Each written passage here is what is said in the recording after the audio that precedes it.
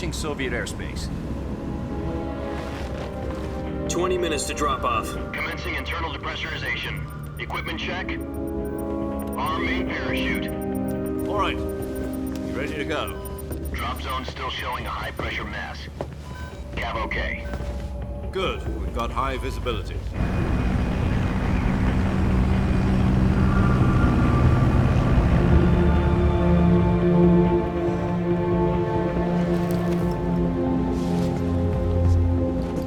Put out that cigar. Connecting oxygen hose to interior connector. Put on your mask.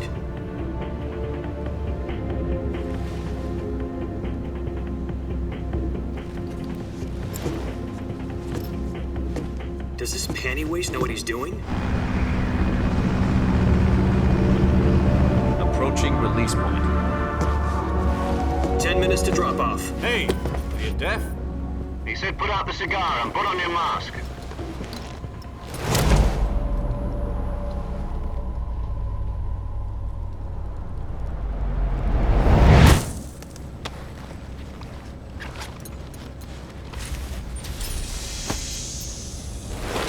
Depressurization complete. Checking oxygen supply. 6 minutes to drop off. Opening rear hatch.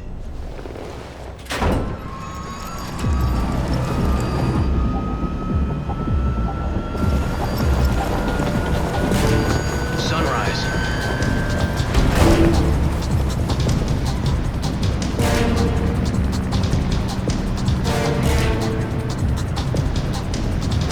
External temperature minus 46 degrees Celsius. 2 minutes to drop off. Stand up. You'll be falling at 130 miles per hour. Try not to get frostbite from the wind chill. 1 minute to drop off. Move to the rear. Activate the oil bottle. This is one for the history books. The world's first halo jump. 10 seconds to drop off. Stand by. Status okay. All green. Prepare for drop-off. Countdown. 5, 4, 3, 2, 1. Spread your wings And fly. God be with you.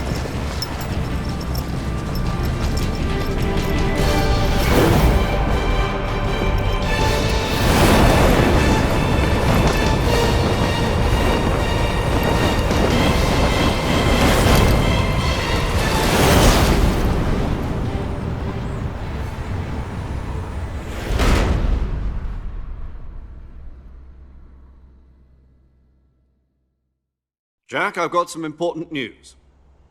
The head of the CIA has finally given us the green light for the virtuous mission. Virtual mission?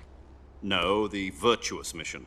The future of our Fox unit depends on it. If it succeeds, we'll be officially organized into a unit. Virtuous mission? Sounds like some kind of initiation ritual. Don't get cocky. This isn't a training op. Right. So what exactly is this wonderful mission? Well, about 2 years ago, a certain Soviet scientist requested asylum in the West through one of our moles. His name is Nikolai Stepanovich Sokolov. He's head of the OKB 754 Design Bureau, one of the Soviets' top-secret weapon research facilities, and the East's foremost expert on weapons development. Sokolov? Isn't he that famous rocket scientist? The very same.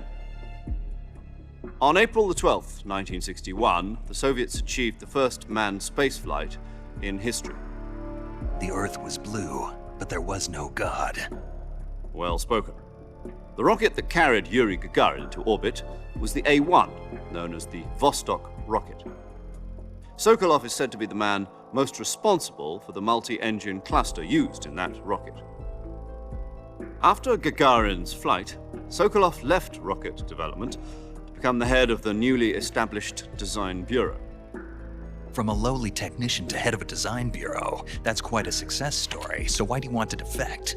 It seems he'd become afraid of his own creations. Afraid? Call it a crisis of conscience. And for that, he left his country and his family behind and went over the fence? Not exactly. One of his conditions was that his family was also to be taken safely to the West. We used a mole to get the family out first and succeeded in sneaking Sokolov over the Berlin Wall shortly afterwards. I was the one who conducted the operation. The security on the eastern side was still full of holes back then. Then what? We got Sokolov over in one piece, but the whole ordeal had left him exhausted, and we checked him into a hospital in West Berlin. It took him 2 weeks and more than 600 miles to get from the research facility in the Soviet Union to Berlin. He was in no condition to say anything coherent. And it was only a week later that we had something much bigger on our hands. The Cuban Missile Crisis. October the 16th, 1962, President Kennedy received word that the Soviets were in the process of deploying intermediate-range ballistic missiles in Cuba. The President demanded that the Soviets dismantle and remove the missiles. At the same time, he announced a naval blockade to prevent further missile shipments from reaching Cuba. But the Soviets didn't back down, instead placing their armed forces on secondary alert. Soviet transport ships carrying missiles continued on course towards Cuba. US and Soviet forces went on alert for an all-out nuclear war. Frantic negotiations were conducted through the UN's Emergency Security Council and unofficial channels to end the hair-trigger standoff. Finally, on October the 28th, the Soviet Union agreed to remove its missiles from Cuba, and so the world avoided a nuclear holocaust. But in order to get the Soviets to pull their missiles out, we had to make a deal. You mean the one where the US agreed to remove its IRBMs from Turkey? No. The Jupiter IRBMs deployed in Turkey were obsolete, and we were going to get rid of them anyway. They had no strategic value whatsoever to either the US or the Russians. The Turkey deal was a ruse, a cover story that was fed to the other intelligence agencies around the world. So what did the Russians really want? Sokolov. They wanted us to return Sokolov. You mean the Soviets pulled out of Cuba just to get their hands on Sokolov? That's right. What the hell was he working on? At the time, we had no idea. We were running out of time. It was either give up Sokolov or risk full-scale nuclear war. In the end, we had no choice. President Kennedy gave in to Khrushchev's demand. The next day, I got Sokolov out of the hospital, handing him over to agents on the eastern side. Sokolov kept on screaming, "Save me," until he disappeared from my sight. Then a month ago, we received some new information from one of our moles. About Sokolov? Yes. He was taken back to the research facility and forced to continue working on the weapon in question under KGB supervision. What's more, it's on the verge of completion. So what kind of weapon is it? Something to do with space rockets? No, missiles. Same technology. I guess you're right. We don't know the details, but it appears to be a new kind of nuclear device.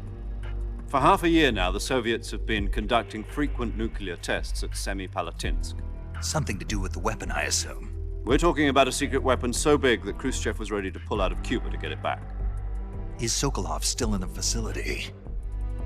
No. According to our intelligence, he's in Selinoyarsk, a place in the mountains about 3 miles to the west that's known as the Virgin Cliffs. The Virgin Cliffs.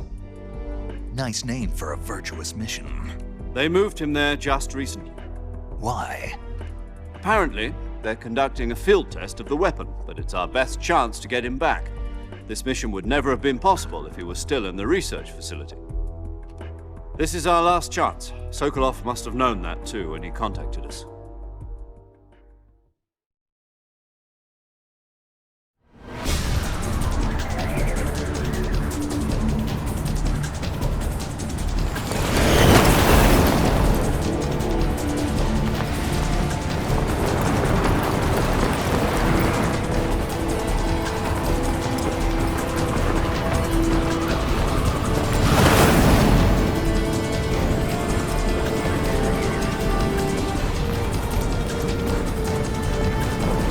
Listen up, Jack. Your mission is to infiltrate Selinoyarsk in the Soviet mountains, ensure the safety of Sokolov, and bring him back to the west.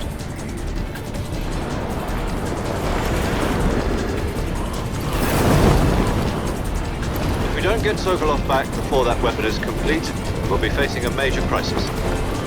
The clock is ticking.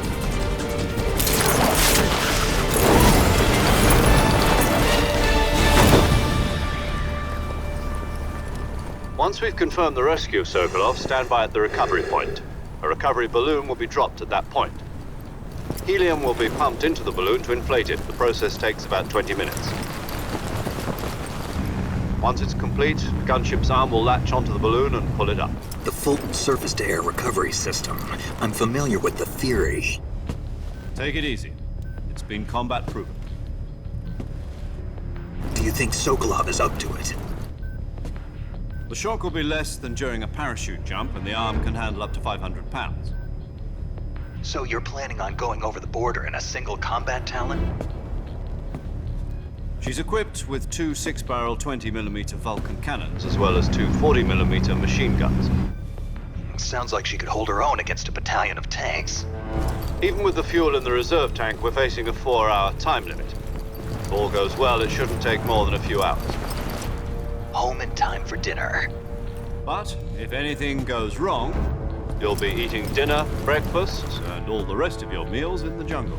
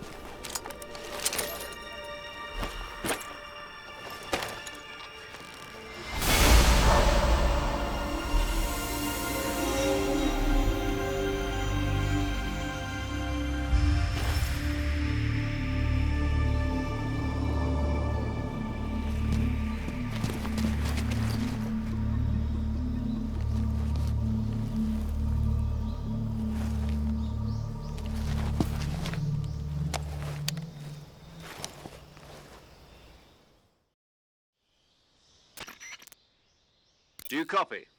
You're already in enemy territory, and somebody might be listening in. From here on out, we'll be using code names to refer to each other. Your code name for this mission will be Naked Snake. I'll be referring to you as Snake from now on. You're not to mention your real name. Snake? Oh, you don't like snakes? What do you mean? Well, you've eaten one before, haven't you? In survival training. I'm glad to hear that. I don't know if I'd ever order one in a restaurant, but... Be careful, you might not have a choice. What about you, Major? What should I call you? Let's see. I'll be Tom. Call me Major Tom. This will be a sneaking mission. You must not be seen by the enemy. You must leave no trace of your presence. Is that clear? This kind of infiltration is the Fox unit's speciality. In other words, weapons and equipment are procured on site. That goes for food as well. You're completely naked, just as your name implies. Great. Now I see why you asked me if I like snakes. I suppose calling me Snake was your idea of a joke, too. No, there's a good reason for that. I'll tell you later when the time is right. Gotcha. Getting back to the subject, how exactly am I supposed to feed myself? You've been issued a knife and a tranquilizer gun. Use them to hunt for food. You'll also find some medical supplies in your backpack. Yeah, about the backpack. I lost it in a tree on the way down. I see. Well, you'd better go back and get it then. You know where it is? No problem. I can see it from here. It's stuck on a branch. To climb a tree, stand in front of a tree that's covered in ivy and press the action button. I'll be monitoring your progress over the radio. We can't risk violating Soviet airspace, but I'll be in the gunship. My frequency is 140.85. I'll give you a call if I need to talk to you. If you need to talk to me, use the send function. Okay, Snake, go get your backpack.